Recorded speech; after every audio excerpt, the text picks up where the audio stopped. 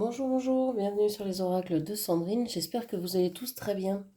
Alors c'est parti, on va aller voir ce qui vous attend ce mardi 22 juillet 2025, quelles sont les énergies, les messages, quel est votre état d'esprit aujourd'hui. Et avant ça, je voulais vous dire merci de votre présence sur ma chaîne. Je suis Sandrine, je suis jardinière d'âme et je vous propose des lectures d'oracles personnalisées, des soins Reiki chamaniques et des cocons d'accompagnement. N'hésitez pas à aller voir dans la barre de description, vous avez toutes mes prestations et mes coordonnées pour pouvoir me joindre. Allez, c'est parti pour cette journée du mardi 22. On vous parle du chariot ici, on a une victoire, on a quelque chose qui s'active, qui se met en marche. Vous avez peut-être longtemps hésité entre deux personnes ou entre deux situations, entre deux comportements, deux façons de penser, deux façons d'agir, deux activités, deux travails différents, etc. Mais on voit que aujourd'hui, vous arrivez à soit faire un choix, soit il y a quelque chose qui change, une nouveauté qui arrive assez rapidement. Il y a peut-être un déplacement aussi, un déplacement, un déménagement, un voyage. On parle du 7 de bâton ici. Vous n'avez plus envie de continuer comme vous faisiez avant. Vous avez envie de faire une pause, de réfléchir. Euh, je pense que c'est votre façon d'être que vous êtes en train de changer en fait. Vous êtes en train de réfléchir à comment incarner qui vous voulez être dans cette vie.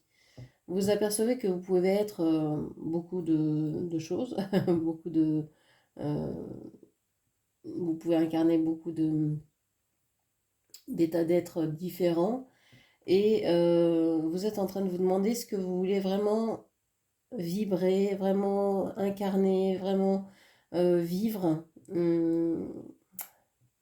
Et donc vous n'êtes plus sûr de vouloir continuer avec les anciennes personnes qui vous entouraient, avec vos anciennes habitudes, vos anciennes façons de vivre. Ok, façon de vivre, façon de faire. Ouais, vous avez envie de partir. Il y a vraiment cette idée-là de déplacement, de vouloir s'en aller d'une situation, d'une relation, d'un travail, d'une habitation, d'un lieu de vie, d'une façon de faire, de s'éloigner de quelque chose ou de quelqu'un qui ne vous plaît plus ou qui ne vous convient plus, dans lequel vous avez, avec lequel ou pour laquelle vous avez beaucoup insisté ou attendu. Et maintenant, c'est terminé. Donc, s'il s'agit d'un travail, vous avez pu donner énormément dans votre travail. Alors, vous savez que le travail, c'est l'activité dans laquelle vous passez le plus clair de votre temps, hein, que vous soyez en poste, retraité, étudiant, peu importe. Que vous n'ayez pas de travail, que vous n'en vouliez pas, c'est là où vous passez le plus clair de votre temps. C'est ça que j'appelle le travail. Euh,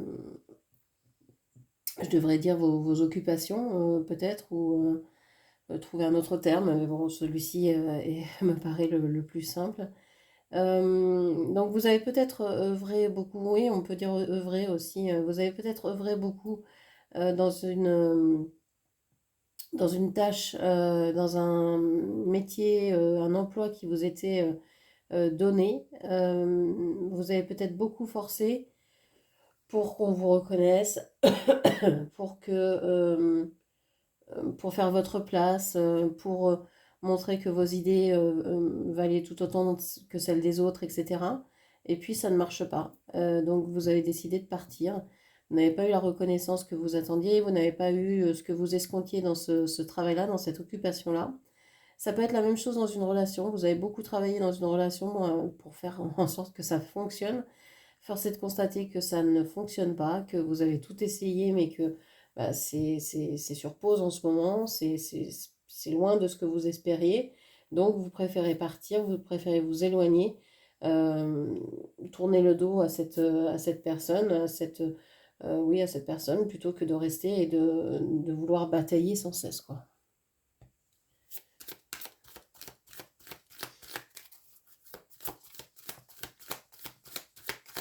Alors, qu'est-ce qu'on vous dit encore?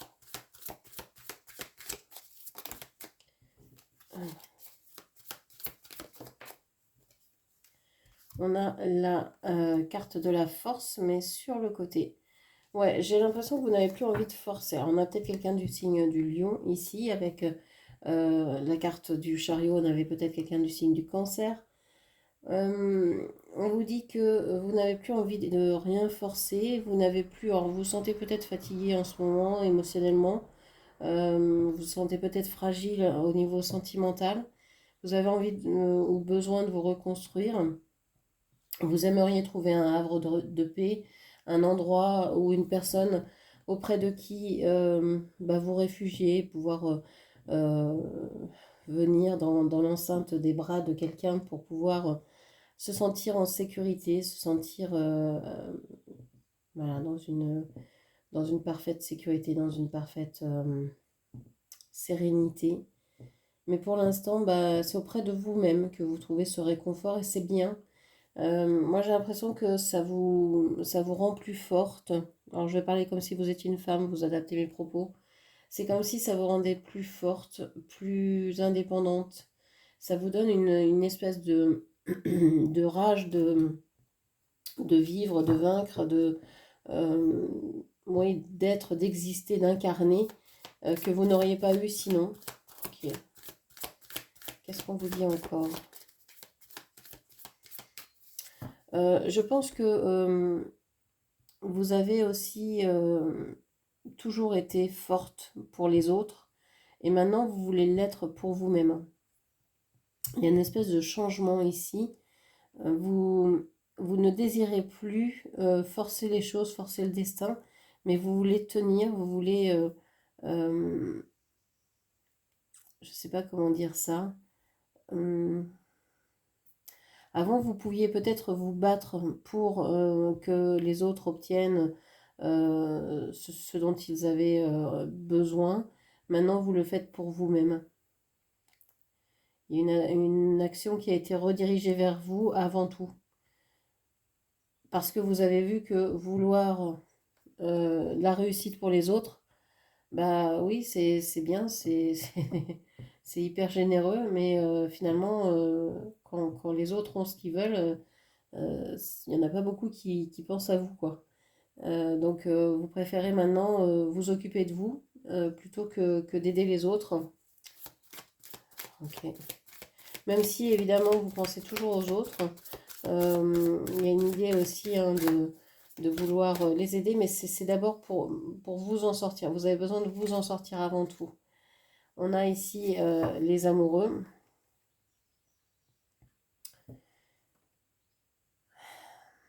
Ah oui, il y a de l'amour, il y a possiblement une triangulaire, donc vous, l'objet de votre amour et quelqu'un d'autre.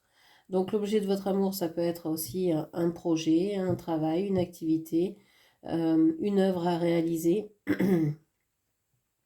Et ça peut être aussi un amoureux, une amoureuse. euh, ok.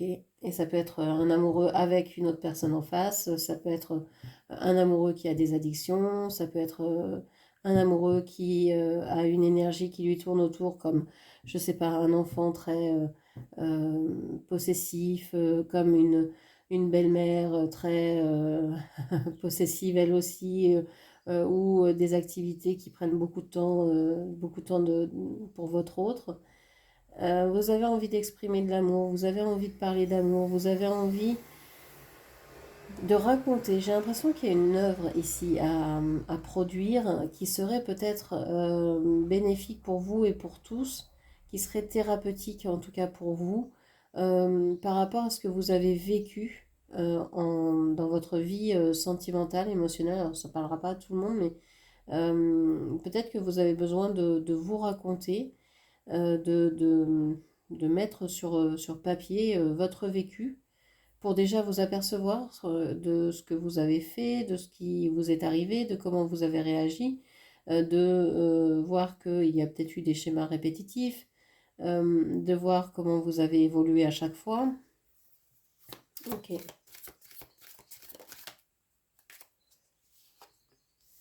L'as de coupe.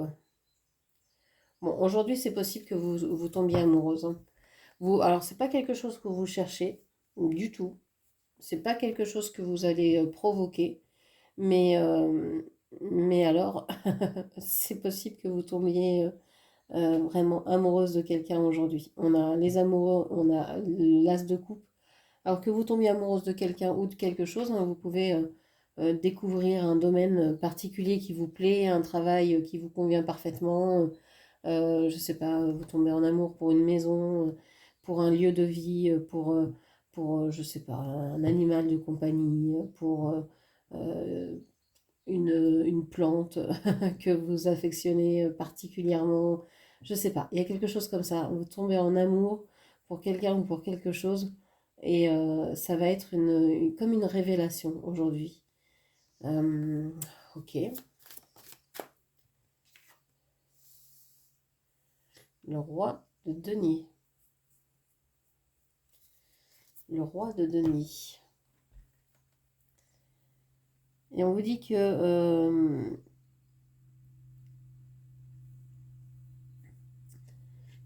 ça va être soit d'une personne très généreuse qui a envie de donner, qui a envie de vous donner. Je pense que ici vous allez être sur les réserves en fait, sur la réserve parce que vous n'allez pas avoir envie de donner comme vous donniez avant à perte. Non pas que vous êtes en train de calculer que vous avez donné 500 grammes d'amour et que l'autre doit vous donner 500 grammes d'amour, mais vous dire que la relation, elle se nourrit des deux côtés. Et que si vous êtes la seule à faire des efforts, cette relation, elle ne durera pas. Alors, il y a cette personne qui vient vers vous ici, qui pourrait vous donner des preuves de son amour, qui pourrait vous montrer ou vous proposer quelque chose qui serait une solution pour développer une relation saine, qui ne serait plus donc dans je donne, je donne, je donne, pour que l'autre m'aime, mais finalement ça fait fuir l'autre, parce que je donne trop, parce que je lui laisse pas la place, parce que je prends toute la place, parce que j'ai peur qu'il s'en aille, donc il s'en va. Bon. Donc là, il y a quelque chose de sain, d'équilibré. Il y a une personne qui est sûre d'elle, qui est sûre de ses sentiments et qui va vous faire une proposition qui devrait être, alors, soit qui va vous plaire, hein, quelle que soit la proposition, que ce soit une proposition de travail, une proposition d'engagement, une proposition une preuve d'amour, etc. Peu importe. Mais on voit que c'est quelque chose qui va vous plaire, qui va vous séduire en tout cas. Euh, il y a beaucoup, beaucoup d'amour aujourd'hui, hein. Vous allez soit parler beaucoup d'amour, soit ressentir beaucoup d'amour, soit vivre beaucoup d'amour. Il y a quelque chose de magnifique. Autant sur le côté physique, concret, d'habitude, de quotidien, de bien-être, c'est compliqué, c'est difficile. Il y a, c'est comme si vous aviez beaucoup de signes, beaucoup. J'ai l'impression que tout ça, ça se passe à distance en fait. Que c'est soit vous ressentez une présence, soit vous avez des rêves prémonitoires, vous avez, euh, je sais pas, oui, une sorte de présence autour de vous. Et donc, ça, pour vous, ça veut dire peut-être que va y avoir une annonce, va y avoir un rapprochement, va y avoir une connexion, une communication, quelque chose de prémonitoire. Vous le sentez, vous le savez, vous en êtes persuadé, tous vos sens sont aiguisés dans cette optique-là, hein, sont tournés vers ça. Même si dans le concret c'est compliqué. Et qu'au niveau du cœur, vous vous dites, bon, moi j'attends de voir, moi j'ai besoin de preuves pour la suite. Et c'est comme si vous disiez j'ai besoin de preuves et qu'on vous envoyait encore plus de signes, encore plus de synchronicité, encore plus de plumes, d'heures miroirs, de je sais pas quoi sur votre chemin. Mais c'est encore plus que ça, j'ai l'impression. Il y a vraiment ici quelque chose de concret, je pense, de la part de l'autre en face. Que ce soit un amoureux, que ce soit un employeur, il y a, vous avez ressenti des signes, vous avez ressenti que ça s'accélérait, et aujourd'hui, vous allez certainement en avoir la démonstration. Ok, alors qu'est-ce qu'on vous donne comme conseil aujourd'hui? Qu'est-ce qu'on vous donne comme conseil aujourd'hui? Je vais plutôt prendre une carte des anges. Où sont mes jeux? Alors,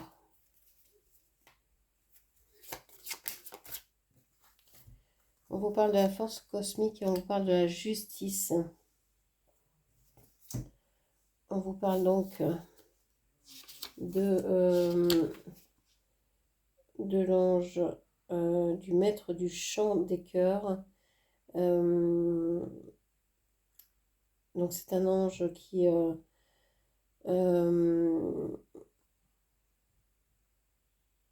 qui vient qui vient, il est très très puissant cet ange.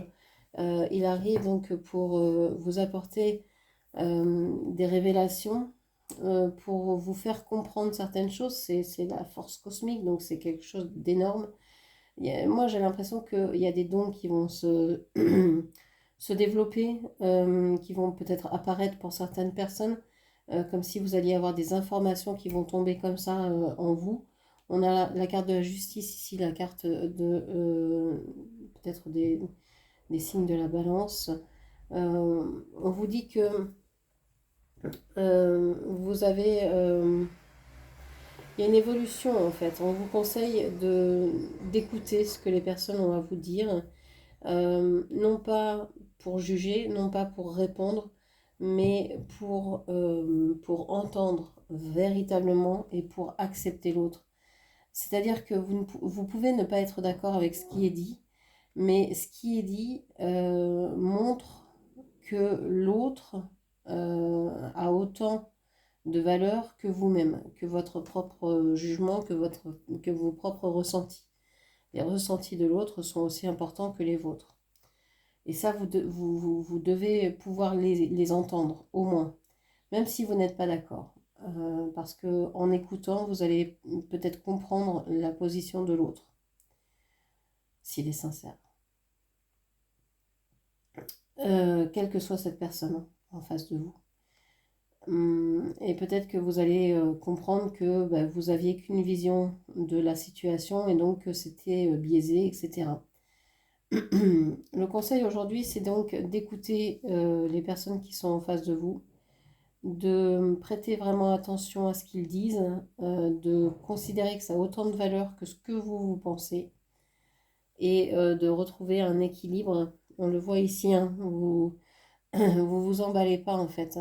Il y a une idée d'être vraiment heureuse de ce qui va arriver, mais en même temps, vous avez été tellement déçu par le concret que vous vous méfiez, et cette méfiance va vous permettre de développer, euh, d'aller chercher hein, des preuves, oui, des preuves d'amour ou des preuves que tout ce qui est dit, tout ce qui est annoncé va bien se passer, va bien se dérouler. Euh, Même si c'est quelque chose que vous attendez depuis longtemps, par exemple une augmentation, une prime, un changement de poste, etc., ou un nouvel amour, eh bien, vous vous dites, bon, bah, ok, ça c'est bien beau, mais tant que j'ai pas signé le contrat, tant que j'ai pas vu la bague au doigt, tant que j'ai pas vu la personne en face, tant que j'ai pas des messages tous les jours, tant que je sais pas quoi, je m'affole pas, pas d'affolage, on se détend et on voit venir. Vous profitez de l'instant présent, mais sans vous emballer non plus. Il y a une idée de rester dans vos énergies, même si on voit que ça vous réanime quand même un peu tout ça. Ça vous titille. Ok. Alors un petit rituel de pensée magique et d'actes symboliques pour aujourd'hui. Un petit rituel, s'il vous plaît.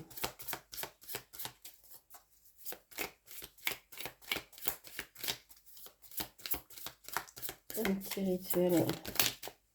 Alors, on vous parle de planter des graines. Et puis, on vous parle de nettoyer votre corps et votre esprit. Alors, par des bains, par des douches, par ce que vous voulez, que ce soit en réel ou que ce soit en visualisation. Si vous pouvez le faire en réel, c'est bien. Si vous ne pouvez pas, vous pouvez toujours visualiser. Donc planter des graines, ça peut être vraiment au sens euh, pratique, hein. Vous plantez des graines dans le sol, vous faites pousser des plantes, vous jardinez. Avoir les mains dans la terre, c'est très bon pour plein de choses, hein. Vous vous déchargez comme ça, vous redonnez à la terre le trop-plein de stress, d'angoisse, ça calme, ça vous aide à méditer, etc. Et en plus, vous pourrez, dans quelques mois, savourer déjà du regard ce que vous avez planté et peut-être aussi d'y goûter, donc ça c'est pas mal. Mais ça peut être aussi au sens figuré, planter des graines, c'est peut-être planter des graines dans l'esprit de certaines personnes. Donc bah oui, vous pouvez écouter les gens, mais vous pouvez aussi leur dire ce que vous pensez, là, votre manière de penser. Peut-être que ça va mettre certaines graines dans la tête d'autres personnes qui n'auraient pas pensé de cette manière-là. On vous dit de prendre des douches, des bains alors d'eau, peut-être avec du sel, du bicarbonate, ce genre de choses, du sel d'Epsom, etc. Ça, c'est très bon pour nettoyer le corps, mais aussi pour nettoyer les corps énergétiques. Ça va venir enlever toutes les énergies négatives. Et ça, si vous le faites en plus en visualisation, ça va renforcer le processus. C'est important d'avoir des rituels. On ne ritualise plus rien. Et avant, on avait des, des rituels de passage, des rites de passage qui nous aidaient à savoir où on en était dans la vie. Et maintenant, on n'a plus ces rites de passage ou très peu. Et donc, on est on est un peu perdu. Donc, c'est bien de ritualiser, d'avoir des choses qui reviennent assez régulièrement et que l'on fait et qui ont du sens pour nous. Donc voilà ce que je pouvais vous dire pour aujourd'hui. J'espère que cette lecture vous aura parlé, guidé. N'hésitez pas à la commenter, partager, liker, et puis bien sûr à vous abonner à ma chaîne. Je vous remercie, je vous embrasse et je vous dis à ce soir. Merci, au revoir.